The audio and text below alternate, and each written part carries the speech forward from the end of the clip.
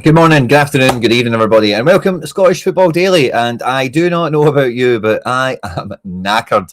This group stage is taking it out of me emotionally, physically, in every way possible. And we're here. All 3 match days have been and gone. We are in the aftermath of the Brazil game, which went pretty stereotypically kind of Scotland national team, didn't it, in a lot of ways.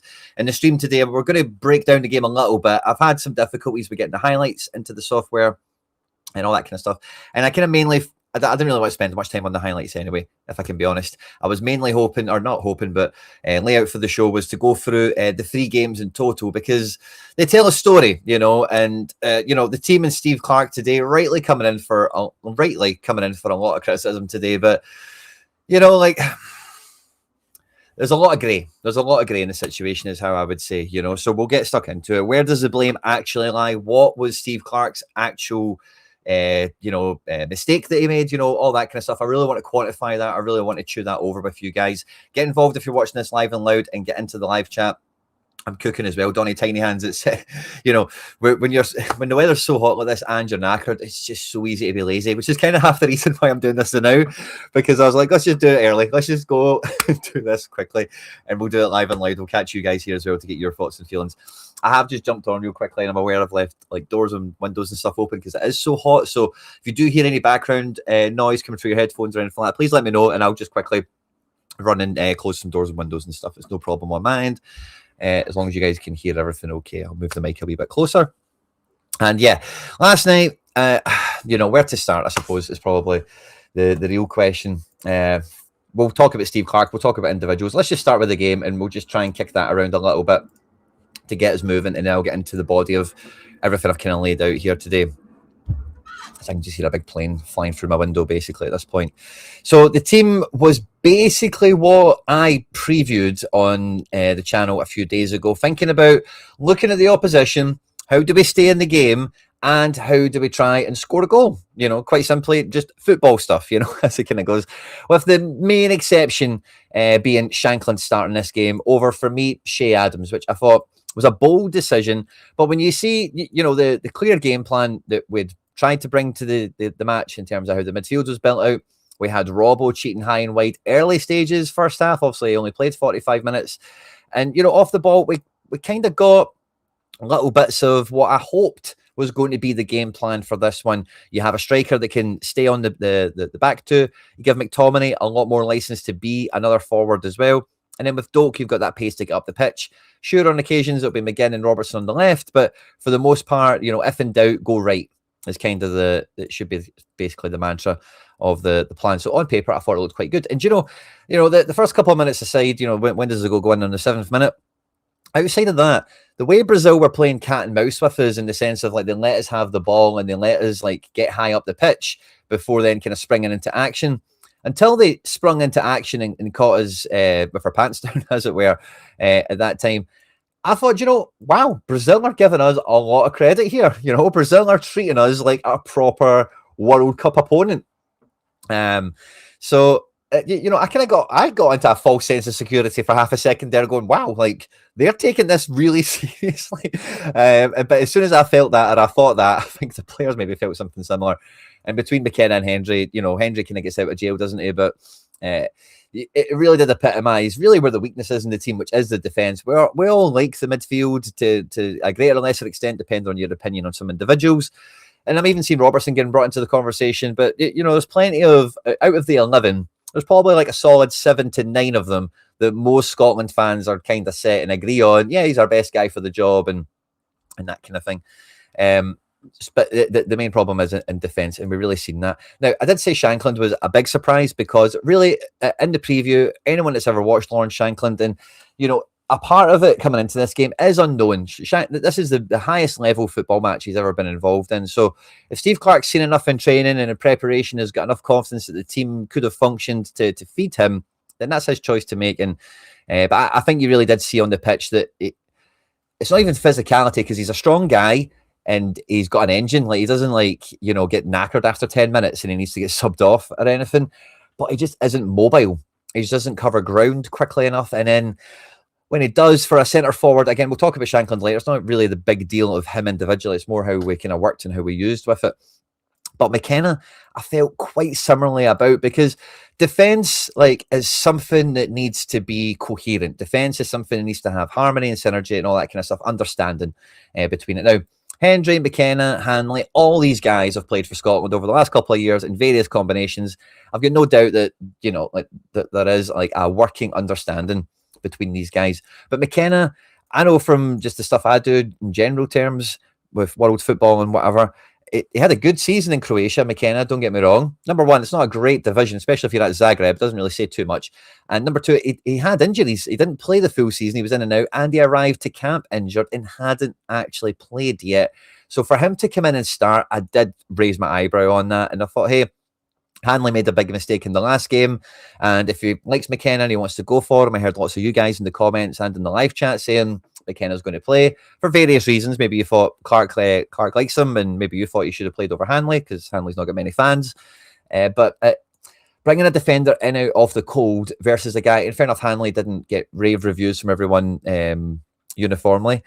I don't know, it just felt like a bit much of a risk. And then when you kind of fast forward through the way the game actually pans out, Patterson is in the kind of right back area, but is not giving Vinny Jr. a one-on-one in a wide area. He was always kind of shutting down the inside space here.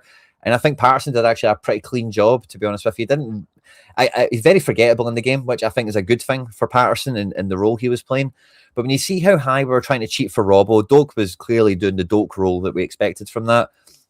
McLean is allowing Robertson to kind of bomb forward a little bit with his inclusion in the team, which maybe raised a few eyebrows, but I kind of get the logic behind it.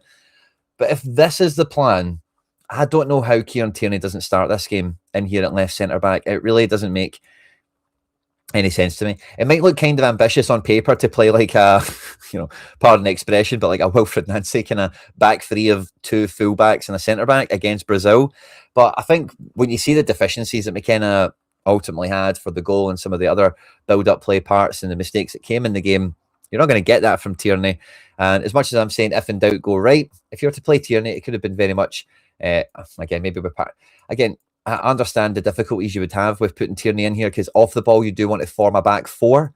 And then you are ideally wanting the more McKenna, Hanley type profile.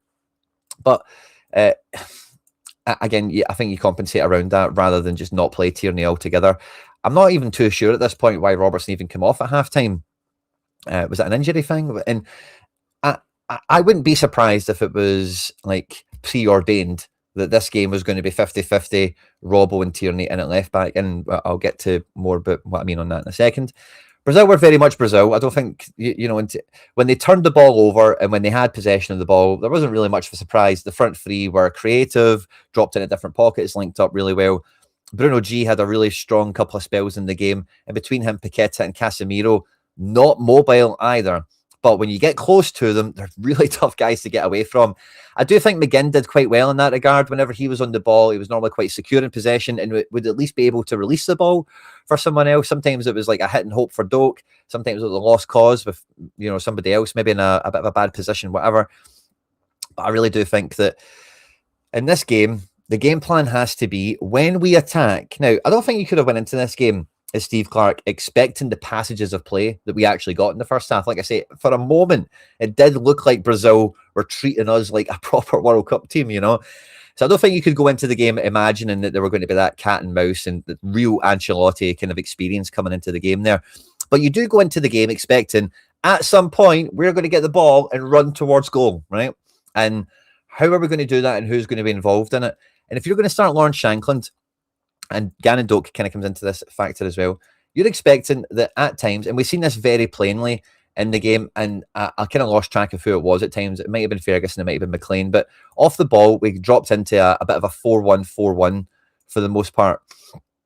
And when we were doing this, we were getting really deep and narrow, and I mean narrow, like the whole team would be, it was actually kind of fun the way it was on TV. It gave me a good opportunity to kind of talk tactics and stuff like that with my son who stayed up for the game, which was all well and good fun in itself. But we very clearly made two banks of four, a defensive midfielder in between the back line. but Shankland was so close to this and would be in our own half, which number one just allows the the imagery that always comes to my mind when I'm thinking about this type of situation is like MMA stuff where like the crazy grappler guy or the wrestler gets somebody on the ground and he's just, the other guy might look like he's in the fight, but he's not. That kind of that's what pops to my head when I see this type of thing unfolding in a match, because Santos and Danilo, really strong competitors, but again, not whips and very much past their peak physically, but still very strong and very well experienced. But we were allowing all of this onto us. And then whenever McTominay or McGinn or whoever it could have been tried to release Gannon Doak, go and look at the highlights. Again, it's maybe the only situation that I'm a bit sorry I don't have them ready for us today. 2v1, 3v1 minimum. And Shankland is he's just not going to catch up with him. Robertson from left back, good luck with that. And then between McTominay, I don't know if you want to talk about Ferguson or McLean. McLean did arrive in the attacking areas. It might have been a bit more like this. Sorry, it was late at night, and I did kind of lose track of them at moments. But I'm pretty sure it was McLean. Anyway, it doesn't matter. McGinn as well covers ground quickly, can really accelerate. But if Doak is running away with it, nobody in our team is catching up with him, plain and simply. So with Shankland being as deep as he was, it really, I was sitting there thinking, what is Steve Clarke thinking? Why would you start Shankland and then, like, whoever, if it's a halfway line, it's a halfway line, but he needs to be as high as absolutely possible. Him getting back in here and crowding these spaces out, see it 0-0 early in the game, and even when we're 1-0 down, is just absolutely redundant. Like, there's just no point. You're as well just pulling the players off the pitch at that point, or putting Craig Gordon on the pitch to get him his cap and his little moment in the sun. Honestly, I just couldn't believe it at times. And yeah, McTominay had license to go and stuff, but again, I'll say again, if Doak is leading the charge, you need Adams. It's pretty much the only, like maybe Dykes. Dykes covers ground way quicker than Shankland for his deficiencies and whatever. And whether it was instructions or whatever, we will never know, right? But I personally, as a Scotland fan, sitting watching that, if Shankland was told to be doing this, especially when we go 1-0 down, he as a striker, as a goal-hungry centre forward, has got to take a bit more initiative and just say, guys, I need to be a bit higher up because I'm not catching up with him. And see, next time we get away, I need to go. So, and you kind of figure it out on the pitch, or ideally not on the pitch. Water breaks are always good as well. I think the water break in the first half came at a time where I thought, we could maybe get our stuff together here and maybe reformulate and maybe come out the second half of the first half in a bit better fettle, but also I didn't quite materialise. So the game plan looks good on paper. I think you've got Doak, you try and cheat with Robertson, you've got McLean kind of covering that space, so on and so forth. But off the ball, there was, and again, you've got to expect that the main body of the game is going to be off the ball for Scotland coming into it. Never mind in those sequences where, again, I think you could forecast if you're the management team, if you're the coach, whatever, that a spell in the game will open for you. You might be imagining it's later in the match and the substitutions come into your mind more with that, fine.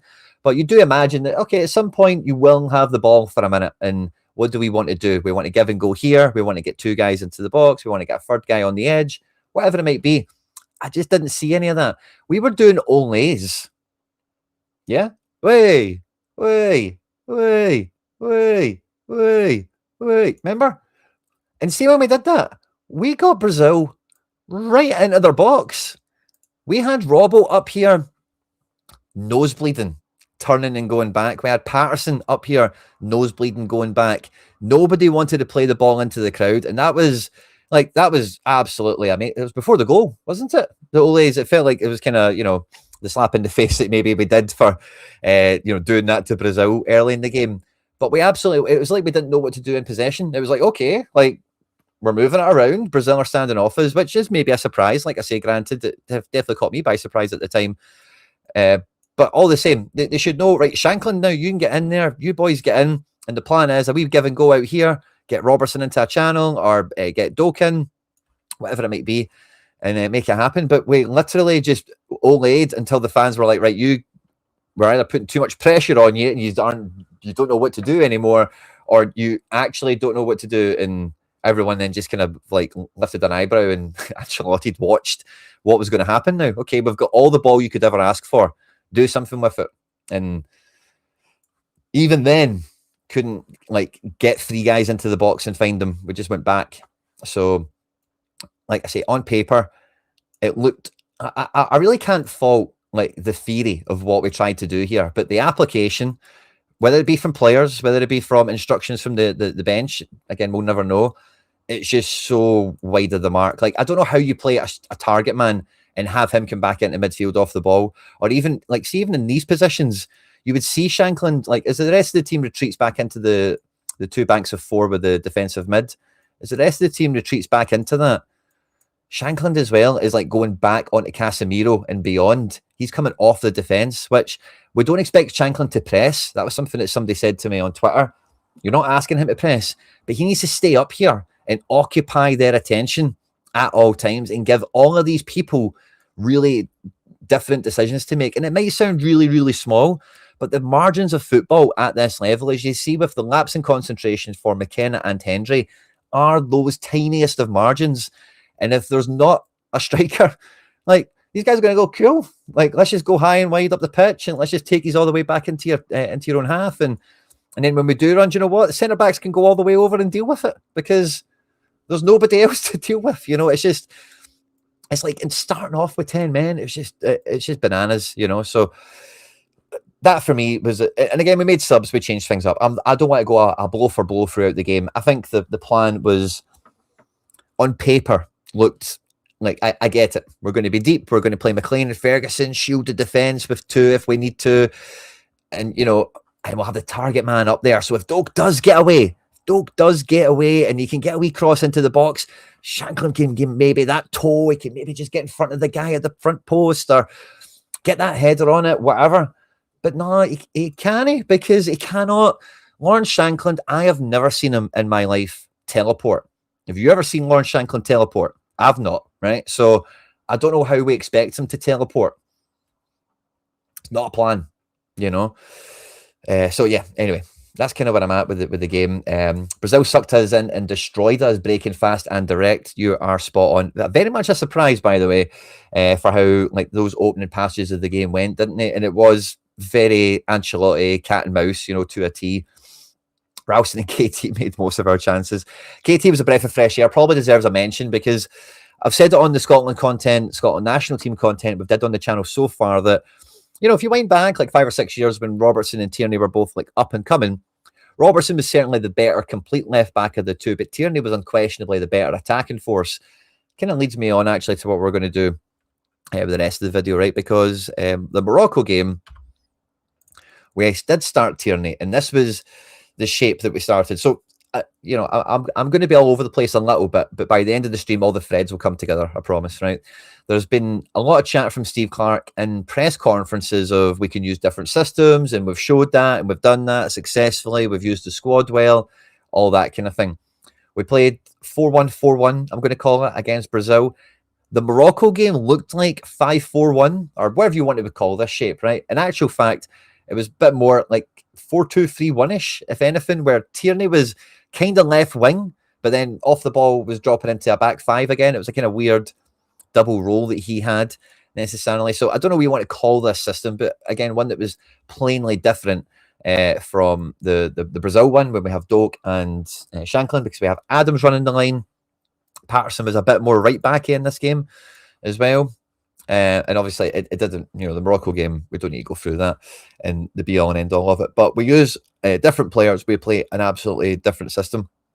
And then when we go back to the first game of the group stages against Haiti, we play a 4-4-2 with Doak and Shankland starting yet again. And you feel that, and I think Hickey has been a big miss, by the way, it must be said, because Hickey had some ability to play on the right side for his. Patterson has been, it's basically a younger Ralston in some ways. You know, he's just like a solid guy. Stay with your man, play the ball safe. Ralston's maybe got a bit more experience and confidence to maybe play forward quicker and stuff like that. But for all intents and purposes, same type of player. Hickey offers a bit more than both, is kind of what I'm getting at here. But Doak and Shankland, you definitely felt that was like a partnership Clark's had in his mind, where the winger can feed the striker, perhaps. And that was part of the design here. Now, I think when you're coming into this group stage, right, Steve Clarke's had, he has to name the squad, right? We all get the announcement whenever we get it. He clearly makes up his mind before the graphics are made and the announcement and the press conference and everything. The moment in Steve Clarke's mind, for me, that he decides on the squad that will make the trip and go to the tournament, he has decided that we are going to play this team against Haiti. He has decided we're going to play this team against Morocco, and he's decided that we're going to play this team against Brazil. Give or take Aaron Hickey. McKenna's been injured in and out. Maybe they'd planned on starting McKenna. And Tierney and Robbo, again, between their subs and little knocks and stuff, hard to judge them entirely. I know Dokes had a wee niggle as well, but I think he's maybe get my point. Overall, like when he's thinking, these are the guys I'm going to need to take, he's imagining already. And I would even wind that out to the substitutions. Ross Stewart's come off the bench, as well as Anthony Ralston, Kieran Tierney, of course, Ryan Christie, McLean starts this game, Lyndon Dykes. You know, a lot of caps get spread around in this squad, maybe outside of the likes of like Hyam and Tyler Fletcher and stuff like that. But otherwise, a lot of the squad is used, and you've got to imagine that was his decision. He was kind of thinking, looking at the games, he'd been scouting the opposition since the draw. We had 2 friendlies. We have the friendly squads that he calls up. And I just think it's over-engineered, to be honest with you. We're thinking, right, Brazil, we're going to play 4-2-3-1, target man striker, and, you know, give or take on some of the personnel in defence. For the game against Morocco, we're going to play 5-4-1 or 4-5-1, however you want to think of the Tierney shift here. And we're going to play like Brazil. We're going to try and play both sides. We're going to try and be defensive, but we'll play a target man and we'll give us something to get out with. Against Morocco, we're going to be more defensive than we are against Brazil. And against Haiti, we're going to play to attack. We're going to play to win, which I think we all kind of liked the idea behind this. It wasn't great watching. We got the win, so that's a success, you would say. But 4-4-2, I'm just going to call this 5-4-1, and then 4-5-1 to finish off here at the end. Or even, depending on how you want to think of this could be a 3-5-2, or again, however you want to think of it. 3 totally different formations, and then when you consider the subs and the changes of shape we had there in every match, you're looking at 4 or 5 formations, maybe even 6. It is the mistake Steve Clarke has made in this tournament to this point is it's over-engineered. Most other teams that we're watching in the tournament, and even Scotland throughout qualification, it's been about the best 11, the best 15, if you want to include like the meaningful substitutions that happen, the ones that either keep tempo, change the game for reading the match and keeping you in the whatever the match situation is, a draw, you're winning, you're losing, whatever kind of thing. And we didn't do that. We tried to be, and I think Steve Clarke, and this is where I really feel bad for him, or I have sympathy for him. He's clearly scarred by the Germany game in the Euros. He's clearly scarred by the failures of the Euros and the other tournaments he's had. And he's getting a lot of flack.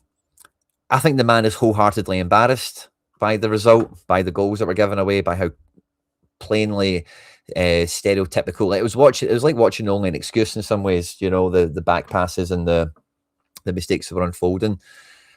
And I think he has just been so hell-bent on making up for the sins of yesterday, if that makes sense, that he's just completely over-engineered it to the point of it's just been broken down. You can see the players aren't totally, there's been some comments between some of the matches where how they've approached it and then how they've engaged in the game hasn't been exactly what they wanted to deliver. And I just think really, like, if you were to look at this and go, this is the way you're going to go for it, I don't know how you don't play that Morocco setup against Brazil if that's something you're hell-bent on doing. And equally, I don't know how you view Morocco as a team you should be like setting up like this against versus Brazil. And I know Morocco are like a top 10 team and they got to the AFCON final and all the rest of it. But again, as we've seen in that game, Haiti, and even what we've seen with Haiti against Morocco, by the way, Morocco are no big deal. No big deal, especially, as we mentioned in the preview on the channel, no Naif Aguerd, which is their big centre-back, and no Abdi El Azawi, that guy, who's their star player, their star attacker. Maybe Saibari's kind of rising to prominence now, but Abdi's been around for much longer and a bit more of a key player for them.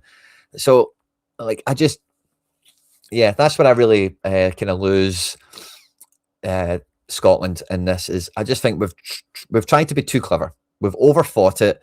In every game, we've had such a specific plan and formation. I don't think he's made any of this up on the fly. I think this has been on his notepad when he's working out who's coming to America, who's going on the trip. He's thinking this will be the ideal type of situation, team and subs for each of the 3 games. Who do I need? And then who's the kind of the excess for force majeure, injuries, suspensions, whatever could happen, sort of thing. So I feel bad for him because I think he's tried so hard, but he's tried too hard. Yeah, it was like Hungary in the Euros times 10. I kind of get you there. It was, I think we lost patience and tried forcing play in their final third when we got there. I just think we were outnumbered. We're giving it to Doak and he had nobody, like, for the most part. And if you did get it to like a Shankland or a McGinn, by the time they progress the ball, like, they're not any quicker than any of the Brazil players. They don't beat any of them for pace. So, let me again get that match back on, sorry.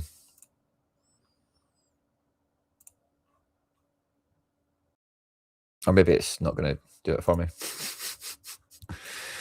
Yeah, anyway. That's how I feel about it. So where are we now? We are sitting in third. Let's go in. I think the flash scores table is my favourite for it. We are sitting in third right now. Now, on the preview of the game, I did kind of go through like what we kind of half want to do. So I'm not going to go back through that again just now. If you're watching this live or after we've been live and you didn't see the preview stream or the video, sorry, for the Brazil game, the first half of it is talking about the third place stuff. So feel free to go back and watch it if you missed that. I'm not going to go through it to the same, like, not quite forensic, but the same sort of detail that I went through. I've starred the games when I went through it myself that are important to us. So let's just go and click on that and see what we see here. So Africa beating Korea here actually upsets us a little bit because we wanted the third place in that group to be on like 2 points ideally, or 1 point. But now it's Korea on 3 points who have a better goal difference than us. The next one we have is midnight tonight. We're hoping Netherlands spank Tunisia and then Senegal smash Iraq. And then I think that opens up a really solid one for us as well.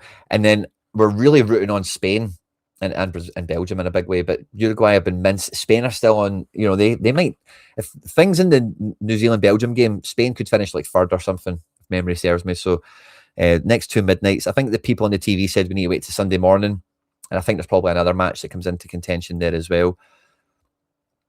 But if we go and look at, the share screen's a bit narrow for this one, but if we look at the third place rankings now as we find it, Bosnia on 4 points are cool as a cucumber. Sweden are probably the same on level goal difference. All these guys on -1, -2. Look, again, Paraguay. We need Paraguay. Algeria played the very last game of the group stage against Austria. These are the 2 teams we're looking at. We need 4 teams to be worse than us. The ones I had highlighted, where the hell are my notes? Is Ecuador, Iran, Uruguay. I could see finishing on 1, and Iran and Uruguay I could see finishing on 2 and 2 points respectively. So for my calculations, we need, like, I think Paraguay is a good shout. We need somebody like that to get stuffed. We're probably going to be all right. So it's a tough one. I'll take a wee pause and we'll get some interaction from the live chat. Good to see you all live and loud with us. Please hit the like button. It goes a long way to supporting the channel and helping us grow. McTominay and McGinn were a bit of a letdown this tournament. I think McTominay did not live up to the hype at all. Again, I think you've seen the best of McTominay in the second halves of Haiti and Morocco. I remember watching Kenny McLean come onto the pitch against Morocco and him saying to McTominay, up front, go up front. And then from there, McTominay was second striker and we got glimpses of the McTominay we wanted to see.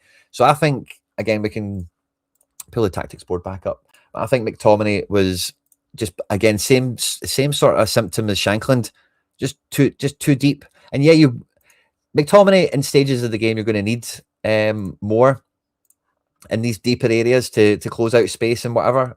Fine, but he has to have a bit more license to, whenever we're in possession, be that second striker who's going to drop into pockets, be strong, hold the ball on the turn, play somebody else in, and then get himself forward.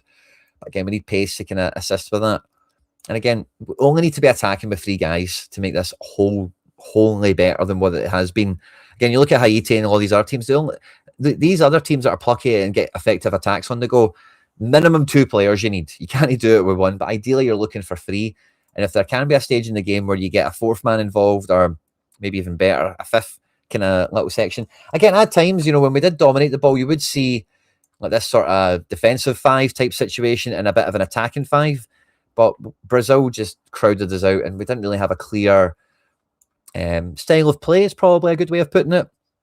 where we know we're going to do give and goes. We're going to get into this zone here. You need to be at the front post, or you need to be hanging wide, or it just felt like we got to zones and then it was like, okay, don't see anything go back, and just kind of one-dimensional. One thing we're missing is the pressure the guys feel for playing in the World Cup. Yeah, I agree with that, Mark. It's a great point to add into the conversation as well. And I think, like, with McKenna, that is, and Hendry could maybe say a little bit of that too for the error that he gets away with. But the margins are so fine. The only thing that Scott McKenna does there is he gets caught in two minds and he makes a bad decision. He's between playing Robbo or going back centrally. Now, I've got comments that are burned into my head. I'll go and see if I can find them. From Kamil Grabara, who is the Poland goalkeeper, currently at Wolfsburg. He used to be teammates with Scott McKenna, and he had some fairly famous words about him not too long ago. I can go and find the full quote, because the full quote kind of tells you a little bit of something. So this is hilarious, right? I tried to find this on Twitter last night, but I think the tweet has actually been deleted itself. So yeah, I think this is the only place I'm going to find the actual quote. Where the hell is X? I looked at this last night. Yeah, so, and again, I'm not here to pile on McKenna, right, with this, right? But this is insight. This is just insight. Grabara said simply he couldn't stand McKenna and reckons the feeling was very much neutral. I think it's the most of the players I played with, despite some of my expression. Oh no, is this maybe later? Yeah, no, this is it. I had one case with Scott in Copenhagen. With a Scott in Copenhagen. Scott McKenna was the worst footballer I've ever seen in my life. Let's be clear, he was the worst footballer I've seen. He now plays in Las Palmas. This is a few years old. I don't know how on earth. He was the worst footballer I've ever played with, and I just don't have any patience for him. I had situations in training where we were working on some play, and he did it his way 3 times. The 4th time I told him not to do that, and the 5th time he did it again. I couldn't stand it, and there were some minor or major fights. And then situation I couldn't stand. He's the only footballer with whom I don't feel like training with, and blah, blah, blah, whatever, right? Very rare comments to come out, and I'm not holding them out to say Scott McKenna is the worst footballer in the world or anything like that. But look at that error he made. What he did here, if you like look at like the practices of football and like the done thing and whatever, you do not invite pressure into the goal face if you're a defender. You always want the ball to go away from the middle. You always want to go away wide. With other analysis content I've done over the years, I often talk about this kind of funnel, the goal mouth, whatever you want to think of it. And this is, as a defender, you do not want to be involved in the ball being played through this zone. Now, when you play it out from the back, this is the zone essentially. Let's get rid of that line, sorry. That when teams are playing out from the back is where you go, oh, what are you doing, guys? It's normally like really deep in the 18-yard box. But all things, it's a fundamental principle. And it's not quite playing it across the face of goal, but he's decided rather than going outside, where if they lose the ball, if Robbo's not going to get it, if the ball gets nicked off him, you have like a box to protect. You have people behind you, you know. When you play the ball inside, when you play it, again, it's calling it across the face of goal is not quite sincere to what happened, but it's the principle of playing it in the middle. Then it's different, because when the ball gets turned over, that guy isn't out here. This guy is now here. And where's the goal? In this funnel. That's the direction they're going in, you know. So how he can make a decision like that, which I've got to imagine has never been on the training ground with Steve Clarke and whatnot, I don't know. And again, I don't want to be seen as a Steve Clarke apologist or anything. I think he's made some crucial errors in this game with selection and setup and tactics and whatever, like we've discussed. But he looked embarrassed, Steve Clarke. Scott McKenna should look and feel embarrassed. And those comments from Grabara were just bouncing out my brain. He did it his own way. He just decided, like, I'm going to do this for whatever his rationale is. We won't know. I'm not saying he owes anyone an explanation or anything like that. Only he will know. And, you know, whatever, who cares really at this point? What's done is done. But, you know, how we're you know, like, again, it's not a new thing from McKenna, is all I'll kind of leave that with. You know, like, Steve Clarke has to know he's got a little bit of that in him. I thought it was a simple pass to Robbo, and I think when you look at the replays and stuff, you can see he's got fear that he's not going to make the pass and it'll be intercepted. That is his fear. He gets caught in two minds and he makes his own decision rather than just believing in his teammate. Hit it harder, lift it a bit.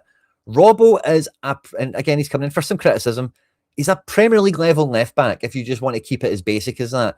Hit the ball hard at him, hit it at an awkward height, it doesn't matter. Just get it out into that wide zone with him. He may be able to do something with somebody, you know, and then you're fine. Bringing it back in here, and if you look at what was on in the inside, like McLean is like, we've advanced. The team is actually like, we're trying to advance up the pitch. And yeah, that pass to McLean, like if he could pull it off, would cut them open. Hot knife through butter.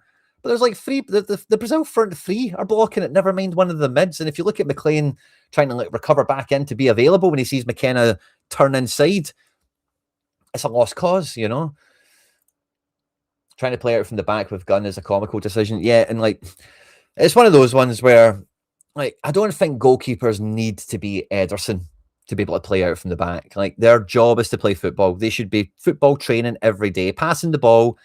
Like, really what we're talking about for building out from the back stuff across 10, 15 yards and 1-2 touch, good tempo, good accuracy. It's not a big ask for professional footballers. And I don't think Gunn's level is really that prohibitive overly. I think it's like really is a defense. Henry's okay on the ball. We've seen a nice little Cruyff turn from him at one point, didn't we? But the defense, like we need to have a better build-out plan of getting out from the back, you know, where, you know, like somebody drops into a pocket, receives it on the half turn, pops it out wide. You then get somebody else moving up the pitch they can play it into, and there's just a bit more a pattern of play that emerges from it. That's what's missing, really. I don't think Guns is so bad at it where it makes it like crazy, to be honest. But yeah, he's not great at it. Curtis and Doak. I do think starting Curtis would have been more of a gamble than starting Shankland, for similar reasons that Shankland, like even taking the mobility part out of it. He had a nice little flick around the corner, didn't he? Where he really was the centre forward and flicked it up for might have been Doak or something into the box. But physically, he couldn't compete with Magalhaes and Marquinhos. And Finlay Curtis against Danilo, you know, you seen how tough Robbo was getting it off him. I'm not sure Finlay Curtis would have opened much up. He does have the threat of pace, and I think if you were to start Finlay Curtis, who would you be taking out? Probably McLean. I think you would need to maybe keep Shankland in, but I think you're looking at more like Dykes and Adams, and then you really give their backline a big question. This would have been really bold, and really, if the goal difference wasn't an equation coming into the game, like for Scotland, like we were kind of half worried about getting beat 5-0 and whatever, weren't we? Then this would have been pretty bold, you know, to do this and like really commit not just to Brazil back four, but also then your domino effect into the midfield of Casemiro and maybe a Bruno or something to not be as high up the pitch. Makes the fight of McTominay and McGinn in the middle of it and Ferguson a bit easier to kind of combat. Less pressure on the defence. Like, I don't know about less pressure on the defence. We're building out from the back or anything necessarily. More pressure on them to cover ground, which is probably not what we want. So again, it's a bit bold. I don't think that's really going to be a likely starting kind of thing for Scotland under Steve Clarke in particular. But probably most managers, I think you'd struggle to find, for lack of a better expression, rookie Finlay Curtis and then international novice Lawrence Shankland starting the fixture together in a very ambitious type setup like that. Any striker has swallowed up the fullbacks were the target, so why play a striker? Yeah, kind of good point. I don't know about. I think any striker by themselves is swallowed up. I kind of agree with that. But I think the whole point of McTominay and the success of McTominay is second striker. And even when the ball's on the left here, we need a bit more of that from Doak. I know he's the switch, but I think you need to see a wee bit more of, do you know what? See if it is on the left, Doak, you need to get across and you need to be in there as well. And just, again, we want him covering back. I don't want to abdicate that, right? But if you've got McLean covering a left back, you maybe just Ferguson's the player of the tournament for me for Scotland so far. And if at times him and McLean were going forward, if you tell both of them, listen, handbrake on, you're not doing that, because Doak, we don't want him crossing the halfway line. We want him, if the ball's on the left, he's close enough to be involved. If Shankland gets the ball, he's close enough to him to play off him. But, you know, if we want wide, he's the wide right. You give, not him freedom, but you give him more agency to be the threatening attacker, I think is probably a better way of going. Because if we could like focus down one side, like, and force the issue, we would have success with that. Yeah. Do you know, I did not fall asleep once in the game, right? But I seen Shea Adams on the pitch at the end of the game, and I was genuinely sitting for a minute, like, did I fall asleep? When did when did Shea Adams actually come on? I might have done a little bit. But he only came on in like the 89th minute or something, didn't he? So he didn't actually get much game time. But yeah, Shankland getting the full 90, I thought quite surprising in hindsight as well. Again, goal difference did matter. We didn't want to open ourselves up and get like absolutely taken over by Brazil as the game wore on. But again, there should have been a plan expressed from the bench of, and I know Tierney comes on at half time and is a lot more offensive than Robbo, and a real breath of fresh air in that regard. And again, when you see that and you think about how we played Tierney as left mid against Morocco, but not Brazil, and we don't have pace, and we're talking about rookie Finlay Curtis here. If you want that, again, we just did that. Why wouldn't you just play the same team that played against Morocco? You know, why wouldn't you just do that? Tell Tierney to drop into a back five off the ball, and then it knows like, ole, ole, ole. You've got Robbo and Tierney down the left, you know? No shame, Strangelove the Doctor, in losing to Brazil. I think it's the abject approach is what all fans have got an issue and a concern with, isn't it, really? Thought we would have carried more of a threat from... I actually didn't. I thought thinking about set pieces in this game was pointless. Their team is just way bigger and stronger, and you would really need to... You know, set pieces, there's always a bit of 50-50, a bit of dice roll, a bit of luck involved, but I think we should have approached this game thinking about scoring from open play more than corners and stuff. And Ferguson's got a good delivery. We just never really had... Again, we're talking about Patterson here. If you did want to think about set plays, why not just start Hanley as well? You know? And just like, right, okay, we're going to play for set pieces, you know?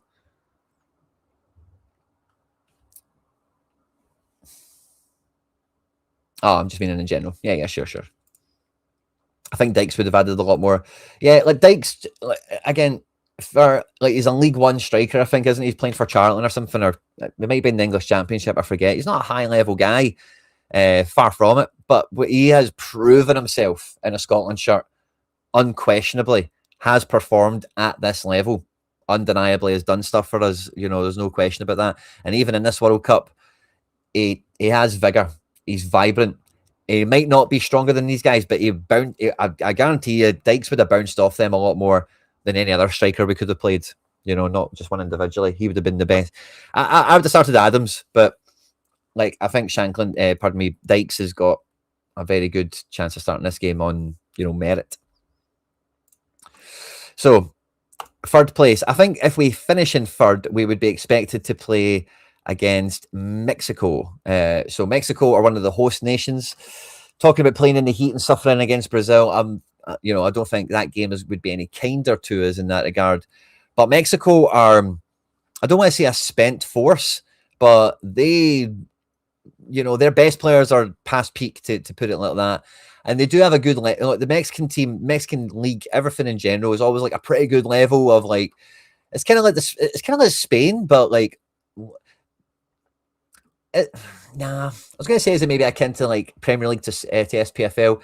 It's maybe not quite like that. I don't think there's great parallels between England and Scotland style of play. There's still that UK element of it, I guess, isn't it? But Mexico, like, not to be feared. It's kind of how I think about it. So I'm really crossing my fingers and hoping we progress in third. I don't think there'll be any pride taken from Steve Clarke. I think he's thoroughly embarrassed. I know his face was red probably because of the heat, but